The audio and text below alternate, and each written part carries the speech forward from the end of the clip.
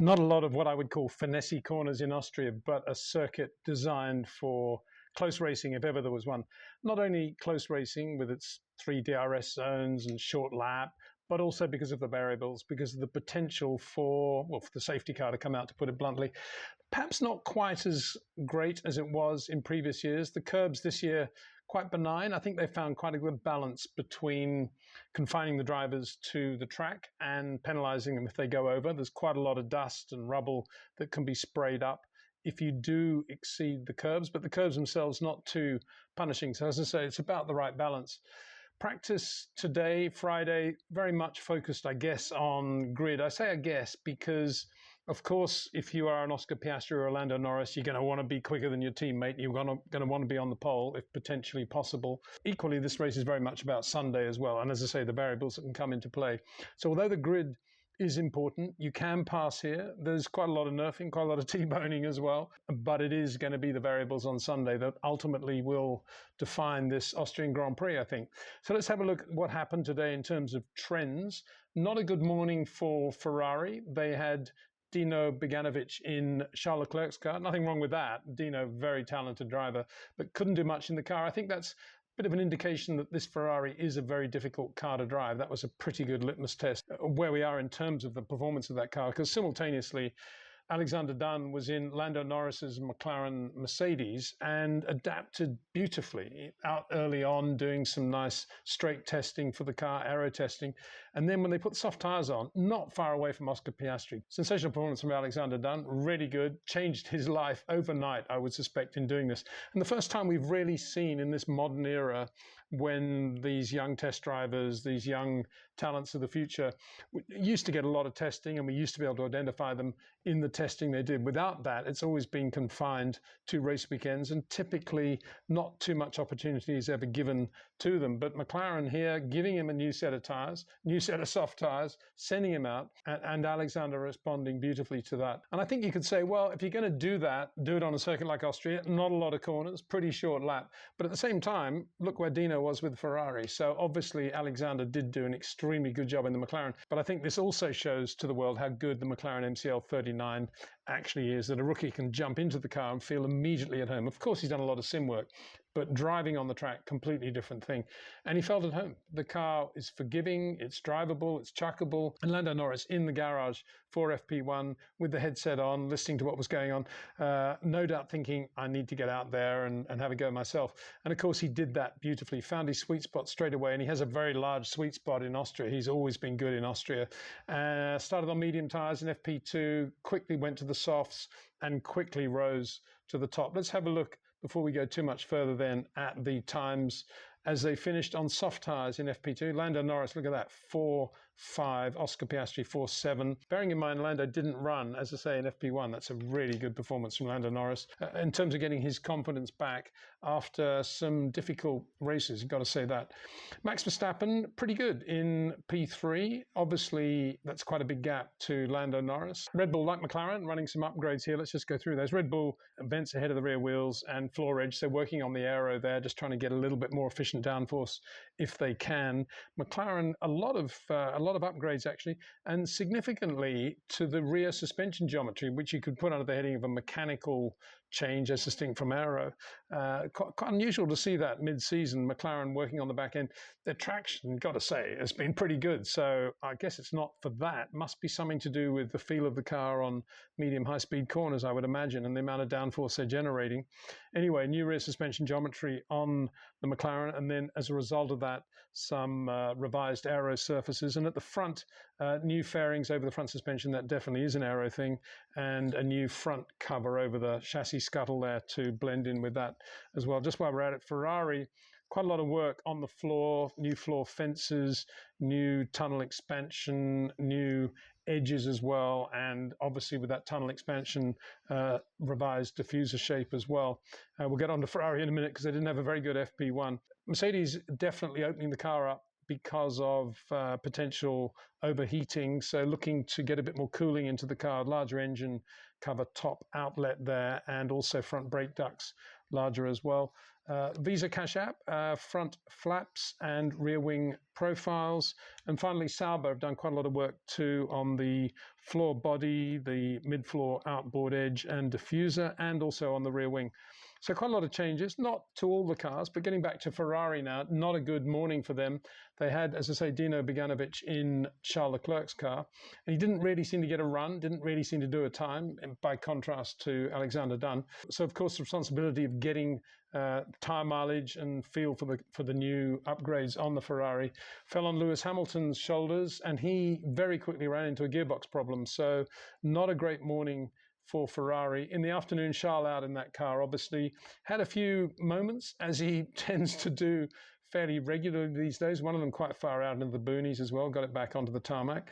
So he did a 5-1, which was, yeah, okay, quicker than Lewis, but slower than Lance Stroll in the Aston Martin. And I mean, that's the best performance we've seen from Stroll all year, no doubt about that. It's only a Friday, so it doesn't mean that much. But nonetheless, Stroll driving pretty well, very consistent. We'll get onto it in a minute. Very consistent on fuel runs as well. But a good example, I think, of how this circuit can flatter, perhaps, if that's the right word. Not a lot of corners. If you get the car right, you've got a good set of tyres, the balance is right. If you drive neatly and consistently, you are going to get a lap time. And we see Liam Lawson, for example, slightly quicker than Isaac Hadjar as well. So, yeah, a few things like that will happen. Yuki Tsunoda closer to Max Verstappen as well because of the nature of this circuit. If it was Silverstone, I think it'd be a different story. Silverstone next weekend, of course. Mercedes had a very, very good morning. We'll just move on to FP1 fuel runs, just to give you an example of what George Russell and Kimi Antonelli were doing and the workload they had in FP1 compared with everybody else and how organized they were, starting on the softs, then finishing their runs on the hard. The only team that did that two compound change run, and they did the same in the afternoon as well. Look at this in FP2, the long runs. Look at George there, started on the medium, went to the soft. So Mercedes have run the full gamut of all the compounds. They've got a lot of information, and from a very, very quick, we can't call him a number two, he's just a wingman to George Russell, isn't he? Kimi Antonelli doing a very good job with feedback there as well, no doubt. But look at George on the long runs this morning, the back end of FP1. He'd been quick on the soft tyre, and he's doing 9.7, 9.7, 9.6, 9.6, 9.7. Unbelievable consistency. And I think that, again, is a hallmark of the circuit. Not a lot of corners, so no real surprise there, relatively short lap. But just in awe, really, of all the Grand Prix drivers. Even look at Lance Stroll in FP2. Look at his run in FP2 in terms of consistency. 9.9, 9.8, 9.8, 9.8, 10.0, 10.0, 10.4 as the tyres are going off slightly. So it's very impressive to see these Grand Prix drivers on a circuit like that, doing what they're doing. Very, very good. So George Russell, yeah, impressive on the soft tyre. Max had understeer on the Red Bull. I think the good news is we didn't hear him complaining about the brakes. The brakes are really important around Austria, a lot of high-speed braking. You never hear drivers say, I've just got to thank everybody for the brake pedal. It feels brilliant. I've never had better brakes. They never say that, do they?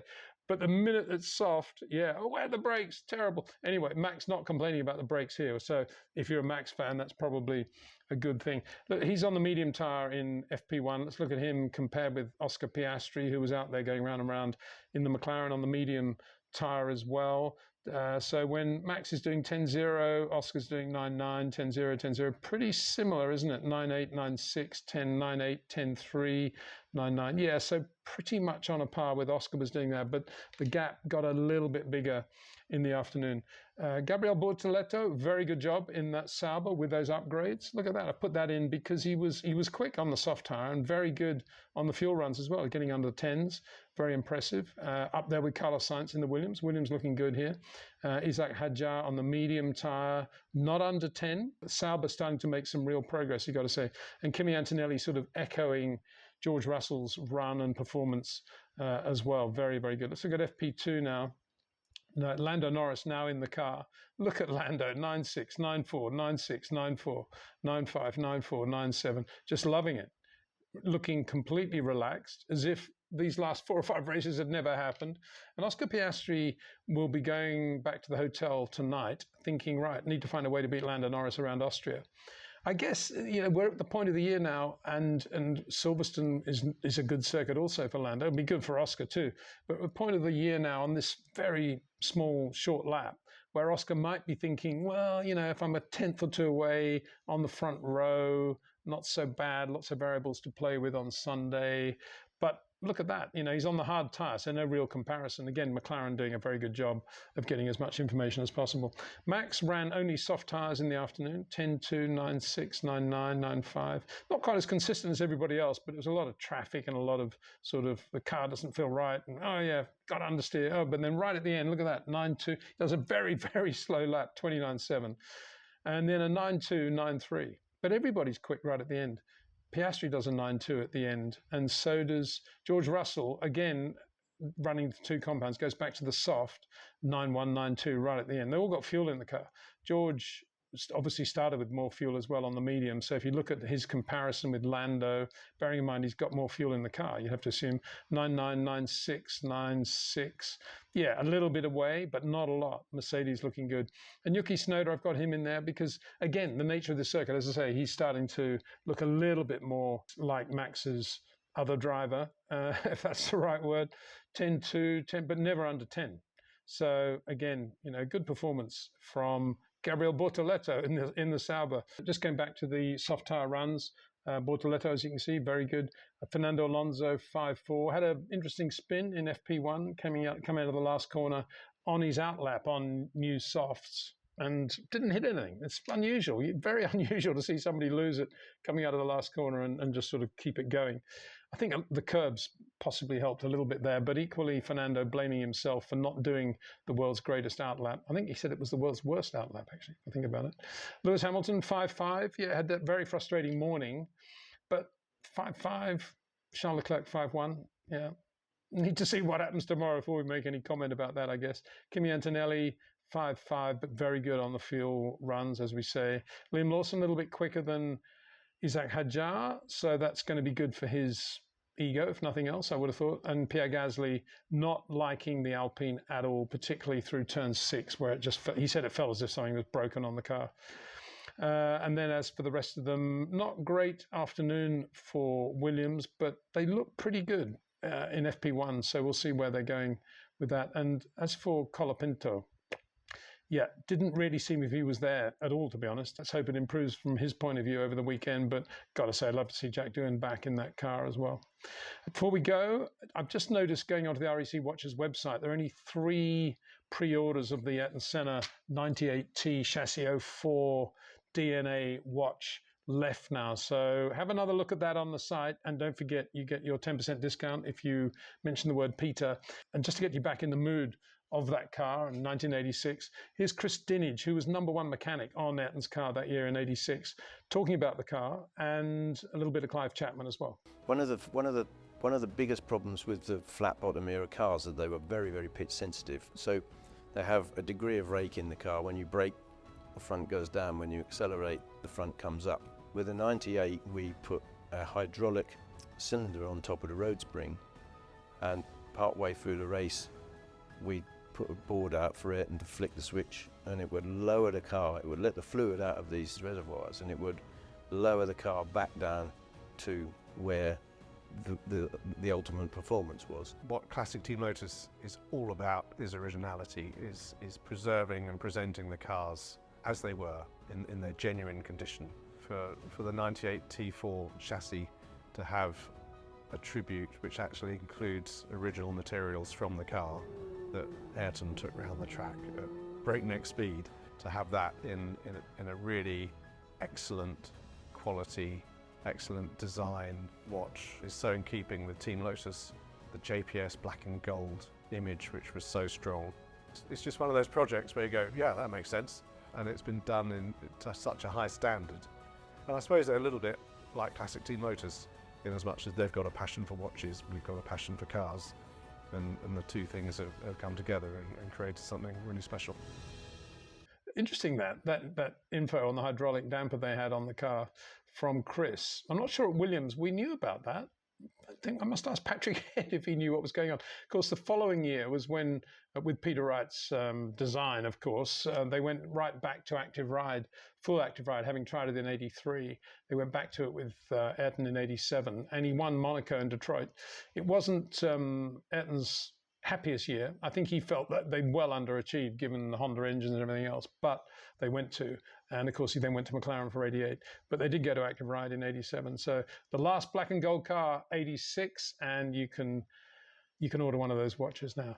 Okay, big thanks, of course, to REC Watches, but also to Jetcraft, to Track Ninja, and to OEM Exclusive, without whose support this show wouldn't be possible. We'll see what happens as the weekend begins to gather strength now in the valley around Zeltweg, where they first held the Grand Prix in 1964, a race won by Lorenzo Bandini for Ferrari. And this is a view of the track from the Zeltweg airfield perspective, the other way around to the one you normally see, because the airfield is a military airfield, so it's difficult to get any closer than that. Anyway, there we are. Austrian Grand Prix over the weekend. See you tomorrow.